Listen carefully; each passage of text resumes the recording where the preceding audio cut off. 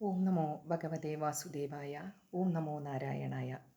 പന്ന്യംവള്ളി വാര്യമഠം മഹാവിഷ്ണു ക്ഷേത്രം അഥവാ വരാഹമൂർത്തി ക്ഷേത്രം കോഴിക്കോട് ദശാവതാര ക്ഷേത്രങ്ങളിൽ മൂന്നാമത്തെ ക്ഷേത്രമാണിത്.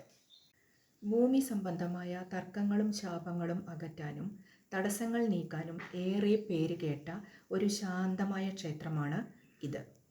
ഭഗവാൻ മഹാവിഷ്ണുവിൻ്റെ വരാഹമൂർത്തി രൂപമാണ് ഇവിടത്തെ പ്രതിഷ്ഠ. കോഴിക്കോട് നഗരത്തിൽ നിന്നും ഏകദേശം 20-25 കിലോമീറ്റർ ദൂരമുണ്ട് ഈ ക്ഷേത്രത്തിലേക്ക്. എല്ലാ ദിവസവും രാവിലെ 6 മുതൽ 8:30 വരെയും വൈകുന്നേരം 5 മുതൽ 7 വരെയും ക്ഷേത്രം തുറന്നിരിക്കും. ഇതൊരു പുരാതന മഹാവിഷ്ണു ക്ഷേത്രമാണ്. ഇവിടെ സാധാരണ വിഷ്ണു ക്ഷേത്രങ്ങളിലെ പോലെ പാൽപ്പായസം, പുരുഷ സൂക്ത പുഷ്പാഞ്ജലി, നെയ്വിളക്ക് എന്നിവയാണ് പ്രധാന വഴിപാടുകൾ. ഈ ക്ഷേത്രത്തിലെ പ്രശസ്തമായ മറ്റൊരു പൂജയാണ് അഭീഷ്ടസിദ്ധി പൂജ. പൊതുവെ കേരളത്തിൽ വരാഹമൂർത്തി ക്ഷേത്രങ്ങൾ കുറവാണ്.